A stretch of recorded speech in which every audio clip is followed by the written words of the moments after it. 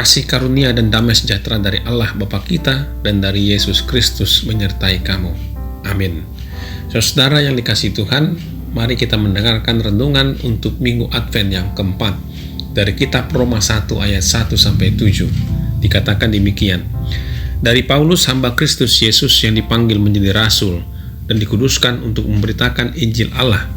Injil itu telah dijanjikannya sebelumnya dengan perantara nabi-nabinya dalam kitab-kitab suci, tentang anaknya yang menurut daging diperanakan dari keturunan Daud dan menurut roh kekudusan dinyatakan oleh kebangkitannya dari antara orang mati, bahwa ia adalah anak Allah yang berkuasa, Yesus Kristus Tuhan kita. Dengan perantaranya kami menerima kasih karunia dan jabatan rasul untuk menuntun semua bangsa supaya mereka percaya dan taat kepada namanya. Kamu juga termasuk di antara mereka, kamu yang telah dipanggil menjadi milik Kristus. Kepada kamu sekalian yang tinggal di Roma, yang dikasihi Allah, yang dipanggil dan dijadikan orang-orang kudus, kasih karunia menyertai kamu dan damai sejahtera dari Allah Bapa kita dan dari Tuhan Yesus Kristus. Saudara dikasihi Tuhan, setiap tanggal 31 Oktober Gereja HKBP memperingati Hari Reformasi Gereja. Tanggal 31 Oktober 1517 yang lalu atau 504 tahun yang lalu, Martin Luther memprotes penjualan indulgensi atau surat pengampunan dosa. Menurut Gereja Katolik pada saat itu, hukuman dosa dari tiap manusia dapat dihapuskan melalui surat pengampunan dosa. Martin Luther membuat 95 dalil atau tesis untuk memprotes dan mereformasi Gereja Katolik pada saat itu. Menurut Martin Luther, keselamatan bukan berasal dari gereja atau pemimpin gereja, tetapi hanya melalui iman seseoranglah yang dapat menyelamatkan dirinya. Itulah sebabnya ajaran yang terkenal dari Martin Luther adalah sola fide, hanya iman, sola gratia, hanya anugerah Allah, sola scriptura, hanya melalui firman Tuhan. Sejak itulah terjadi perubahan dan reformasi pada tubuh Gereja Katolik dan muncullah aliran Kristen Protestan hingga saat ini. Dan HKBP merupakan aliran Protestan dan berkembang hingga saat ini. Bicara tentang reformasi gereja, maka kita tidak terlepas dari sosok yang bernama Ludwig Ingwer Nommensen asal Jerman. Pada tanggal 14 Mei 1862, ia ditugaskan oleh RMG ke Tanah Batak, Sumatera. Ia memulai penginjilannya di Barus.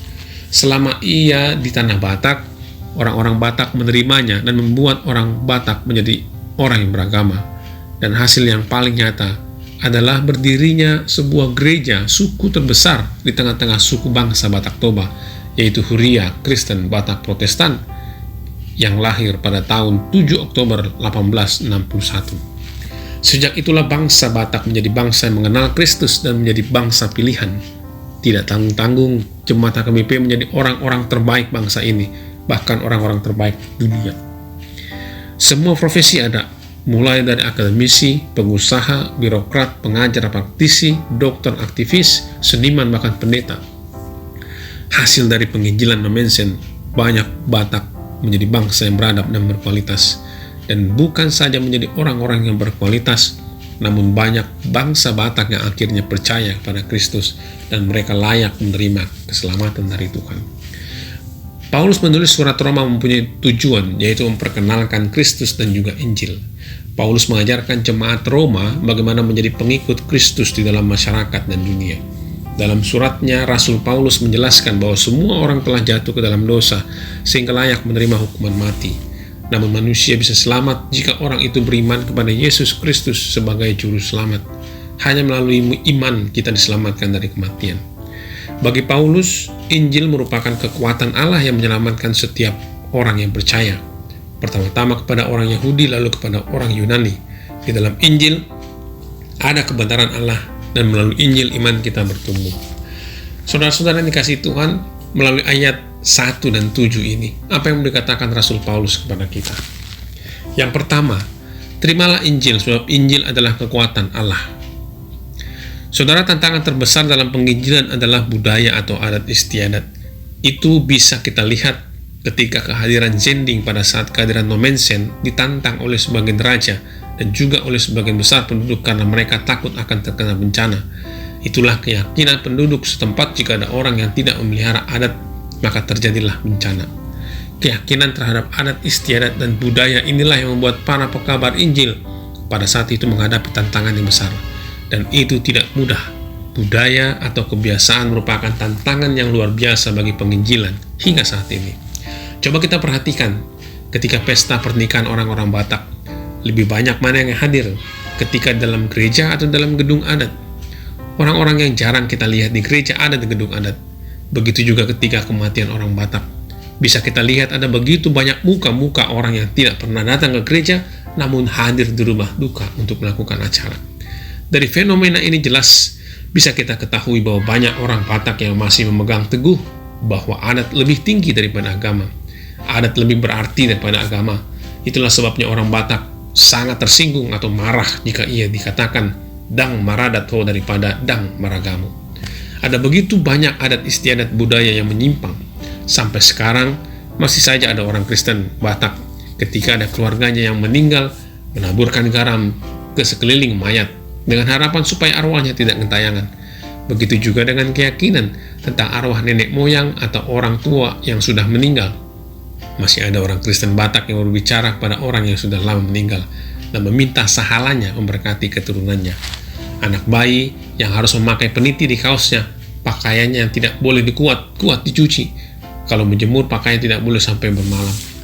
Saudara, menurut pakar manajemen Profesor Renal Kasali, ia katakan bahwa untuk menjadi orang yang mampu bersaing dalam dunia ini, maka ia harus memiliki sikap yang mau berubah. Jika ia terus terjebak pada masa lalu, maka ia akan dengan cepat tidak terpakai. Dalam kekristenan juga sama. Jika kita ingin mampu menghadapi kehidupan ini, maka kita harus mampu menerima Injil, sebab Injil merupakan kekuatan kita. Di dalam Injil kita bisa mendapatkan pengharapan. Dalam Injil kita bisa mendapatkan keyakinan bahwa Tuhan pasti akan menolong orang-orang yang berseru kepadanya. Jangan terjebak hanya di masa lalu. Orang yang belum mampu menerima Injil dalam hidupnya pasti ia adalah orang yang tidak mampu menerima perubahan pola pikir. Orang yang belum mampu menerima Injil sepenuhnya dalam hidupnya, maka ia mudah putus asa, mudah menyerah, mudah jatuh ke dalam dosa dan kejahatan, dan mudah melakukan kesalahan dan akhirnya gagal. Karena itu terimalah Injil dalam hidup ini, maka kita akan memiliki kekuatan dan pengharapan dari Tuhan. Yang kedua, kita diselamatkan bukan karena perbuatan, hanya karena iman. Ada begitu banyak upaya orang yang hendak naik surga, tidak mau bergaul dengan pencuri, tidak mau bergaul dengan peminum, pemakai narkoba, tidak bergaul dengan orang yang malas ke gereja, memberikan persembahan yang besar, tidak mau pergi ke klub malam, tekun berdoa, tekun membaca firman Tuhan, rajin beribadah, berpuasa, dan lain-lain. Mereka menganggap bahwa dengan melakukan itu semua mereka bisa masuk ke surga. Dengan cara seperti itu mereka berharap bahwa dirinya diterima oleh Tuhan. Bahkan ada orang yang mengatakan, aku akan berbuat begini atau aku akan berbuat begitu agar Tuhan berkenan memberiku yang ini atau yang itu. Banyak orang yang merasa dirinya lebih suci dari orang lain, lebih baik dari orang lain, lebih layak dan pantas dari orang lain. Menjadi pertanyaannya adalah, apakah ada orang yang suci di dunia ini? Roma 3 ayat 23, karena semua telah berbuat dosa dan telah kehilangan kemuliaan Allah. Jika demikian, apakah dasarnya kita bermegah? Apakah berdasarkan perbuatan? Saudara, siapapun dia, pendeta, sintua, ketua, dan anggota kategorial, pelayan gereja, anak pendeta, anak sintua, anak presiden, anak tukang butut, anak pengusaha sukses, anak menteri, semua bisa dan pernah melakukan kesalahan dan dosa. Pertanyaannya bagi kita adalah, apakah kita menyadari dan mengakui bahwa kita adalah manusia berdosa dan dosa yang kita lakukan akan mendatangkan kebinasaan? Semua manusia adalah berdosa, maka semua manusia pasti binasa. Satu-satunya yang mampu menyelamatkan kita dari dosa adalah iman kepada Tuhan. Keselamatan yang diberikan Tuhan berlaku bagi siapapun, tidak memandang suku, ras, budaya, bangsa, orang Batak, orang Cina, orang Jawa, orang Betawi. Jangan malu untuk mengakui kelemahan kita di hadapan Tuhan. Kalaupun kita terpleset atau jatuh ke dalam dosa, kita harus ingat bahwa tangan Tuhan selalu terbuka untuk memberikan pengampunan, pemulihan, dan keselamatan bagi kita. Dan yang ketiga, orang yang hidup oleh iman pasti akan menjadi manusia baru. Penulis terkenal bernama John Maxwell mengatakan, satu-satunya cara agar saya tetap menjadi pemimpin adalah saya harus senantiasa bertumbuh. Ketika saya berhenti bertumbuh, orang lain akan mengambil alih kepemimpinan tersebut. Untuk menjadi manusia baru, langkah yang harus kita lakukan adalah bertumbuh menjadi serupa dengan Kristus, membuang sifat yang buruk dan melakukan sifat yang baik. Ada orang Kristen yang hidupnya tidak pernah berubah, masih percaya kepada arwah-arwah nenek moyang dan tetap melakukan tradisi yang salah, masih menyimpan kesalahan orang lain dalam hati, masih suka memamerkan hartanya dan barang-barangnya, masih gemar menjelek-jelekan orang lain, gemar pesta pora dan mabukkan dan lain-lain. Orang benar akan hidup oleh iman. Orang beriman pasti bertumbuh. Orang benar hidupnya pasti senantiasa berubah. Perubahan akan terlihat dari pola pikirnya, perkataannya, dan tingkah lakunya. Orang yang beriman pasti terlihat dari kehidupan sehari-hari. Yang dulunya suka mukul anak dan istri kini berubah menjadi penyayang. Yang dulunya suka marah-marah kini menjadi ramah. Dari orang yang suka main judi sekarang suka bekerja dan menabung. Dan yang suka mabuk-mabukan kini senang dengan olahraga dan menjaga kesehatan. Dari yang suka berbuat jahat kini suka berbuat baik terhadap sesama. Gereja Katolik tidak akan pernah berubah jika Martin Luther tidak melakukan kritikan yang sesuai dengan firman Tuhan. Orang Batak tidak akan pernah menjadi pengikut Kristus dan menjadi bangsa yang hebat jika Nommensen tidak mengabarkan Injil ke tanah Batak. Orang yang benar akan hidup dalam iman, dan orang yang beriman pasti akan mengalami perubahan dan pertumbuhan.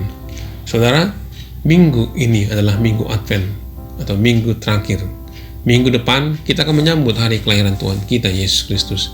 Oleh karena itu, di masa Advent yang keempat ini, mari kita mempersiapkan diri untuk menyambutnya dengan cara menerima Injil dan hidup di dalam Injil.